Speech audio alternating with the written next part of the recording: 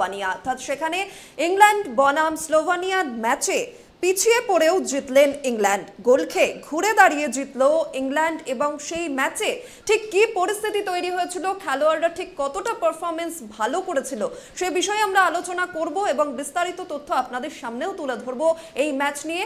অর্থাৎ সরাসরি চলে যাব নিউজ রুমে, সেখানে রয়েছেন আমাদের ক্রীড়া প্রতিনিধি পল্লব দত্ত। পল্লব দা, ইউরো কাপে মুখোমুখি হয়েছিল গতকালের ম্যাচে ইংল্যান্ড ভার্সেস স্লোভানিয়া। সেখানে ইংল্যান্ড কিন্তু বলা চলে একেবারে পিছিয়ে পড়েও কিন্তু জয়ের খেতাব ছিনিয়ে আনলো, সেখানে তোমার কি মতামত? দেখো, খেলার শুরু থেকে ইংল্যান্ড খুব একটা ভালো খেলতে পারছিল না। স্লোভাকিয়া কিন্তু প্রচণ্ড বেগে আক্রমণ করছিল, যদিও খেলার গতির বিরুদ্ধে ইংল্যান্ড প্রথমেই একটা সুযোগ পেয়েছিল, সাকার সেন্টার থেকে মিস করেছিল হ্যারি কেন। তারপর প্রথমার্ধেই 25 মিনিট নাগাদ স্লোভাকিয়া প্রথম গোল করে এগিয়ে যায়। তারপরে কিন্তু একচেটিয়া আক্রমণ করে গেছিল, ওরা আরও গোল পেতে পারতো।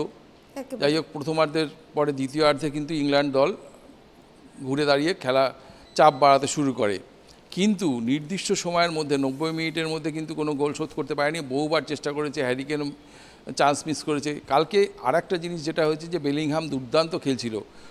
প্রথম ম্যাচটা ভালো খেলার পর পরের ম্যাচ দুটো বেলিংহাম খুব একটা ভালো খেলতে পারেনি, কিন্তু গতকাল দুর্দান্ত খেলেছিল। এবং 94 সংযুক্তি সময় যখন প্রায় সবাই ধরে নিয়েছে যে স্লোভাকিয়া ম্যাচটা জিতছে, সেরকম সময় 90+4 মানে 94 মিনিটে অতিরিক্ত সময়ে একটা দুর্দান্ত ব্যাক ভলি করে গোল করলো বেলিংহাম এবং নিজের ক্লাসকে বোঝালো, সঙ্গে সঙ্গে ইংল্যান্ডকেও এই টুর্নামেন্টে টিকিয়ে রাখলো, যার ফলে খেলা ড্র হলো।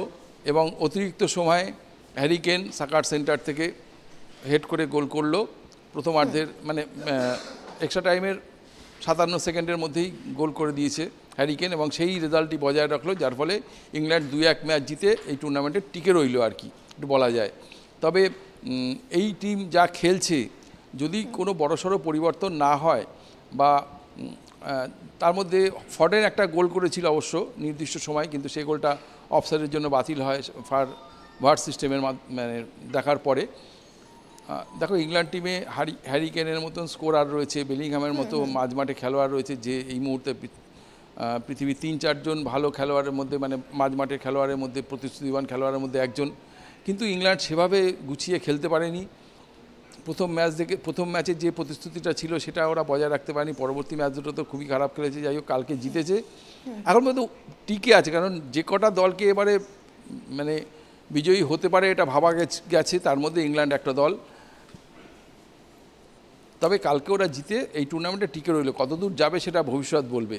একেবারে এখান থেকে যেটা আমরা দেখছিলাম যে একেবারে কিন্তু এই ম্যাচের অর্থাৎ ইউরো কাপের দ্বিতীয় রাউন্ড থেকে কিন্তু একটা আশঙ্কা তৈরি হয়েছিল ইংল্যান্ডের বিদায় নেওয়ার। সেখানে কিন্তু বলা চলে যে বেশ শেষ মুহূর্তে এসে ভালো খেলে কোয়ার্টার ফাইনালে পৌঁছে গিয়েছে ইংল্যান্ড। সেখানে ঠিক কে কে এত ভালো পারফরমেন্স করেছে, কোন প্লেয়ারের তরফ থেকে এত ভালো পারফরমেন্স এসেছে? দেখো, কালকের ম্যাচে খুব ভালো খেলেছে বেলিংহাম।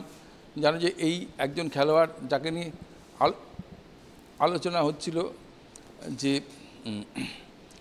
বেলিংহামকে নিয়ে, যে এই মুহূর্তে পৃথিবীর যে কজন প্রতিশ্রুতিবান মাঝমাঠের খেলোয়াড় রয়েছে তার মধ্যে জার্মানির মুসিয়ালা, তার সাথে একসাথে ওর নাম উচ্চারিত হয় বেলিংহামের। এরা দুজনেই কিন্তু জার্মানি গতকাল, আরেকটা যে কথা, যে গতকাল জার্মানি কিন্তু 2-0 গোলে ম্যাচ জিতেছে, ডেনমার্ককে হারিয়েছে এবং এক আছে মানে প্রচণ্ড প্রাধান্য রেখে ম্যাচটা জিতেছে।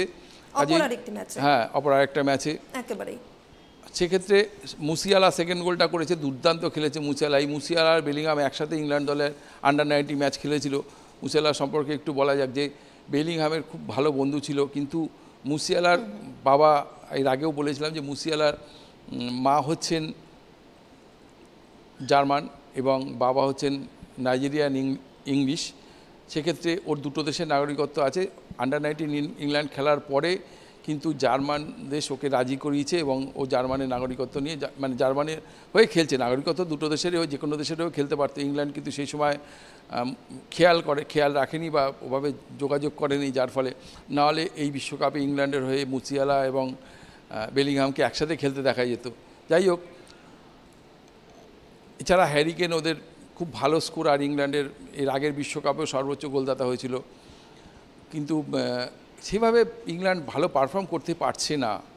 দেখা যাক পরবর্তী রাউন্ডে এমনও হতে পারে যে পরবর্তী রাউন্ডে ঘুরে দাঁড়াতে পারে। তবে ইউরো কাপ খুব জমে গেছে, এটা বলা যায়। যে দলগুলো সবাই যাদেরকে সম্ভাব্য চ্যাম্পিয়ন হিসেবে ধরা হয়েছে সেই দলগুলো কিন্তু ভালো খেলছে। স্পেন, ফ্রান্স, এখন তারা কিন্তু সবাই ভালো খেলতে। জার্মানি তো খুব ভালো খেলেছে, ইংল্যান্ডও জিতলো। দেখা যাক পরবর্তী রাউন্ডে কী হয়। পর্তুগাল আজকে খেলা আছে। একেবারেই এই ম্যাচে ইংল্যান্ড ভার্সেস স্লোভাকিয়া, সেখানে কিন্তু শুরু থেকে দুর্দান্ত ফর্মে ছিল স্লোভাকিয়া, তবে তারপরেও শেষের দিকে এসে ঠিক কি কারণে, সম্ভাব্য কি কি কারণে হেরে যেতে হলো? ওরা অভিজ্ঞতার জন্য মার খেলো, কারণ যেহেতু এক্সট্রা টাইমে যখনই খেলাটা গড়ালো তখনই বোঝা যাচ্ছিল যে স্লোভাকিয়ার পক্ষে আর এই ম্যাচে টিকে থাকা সম্ভব না। কারণ ওরা ইংল্যান্ড হচ্ছে একটা বহুদিনের ঐতিহ্য রয়েছে, যে ফুটবল ঐতিহ্য, সে অর্থে স্লোভাকিয়ার ততটা ফুটবলে ততটা সুনাম নেই। কাজেই অভিজ্ঞতার দিক থেকে ওরা অভিজ্ঞতার দিক থেকে ওরা পিছিয়ে গেল, এবং সেখানেই ইংল্যান্ড বেরিয়ে গেল ওদের অভিজ্ঞতার জন্য।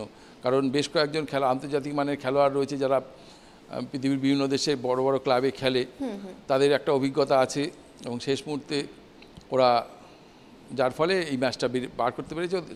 শুধুমাত্র অভিজ্ঞতার জোরে বেরিয়ে গেছে ম্যাচটা। একেবারে পল্লবদা, তুমি আমাদের সঙ্গে থাকো, পরবর্তী ম্যাচ নিয়ে আবারও তোমার কাছে আসবো।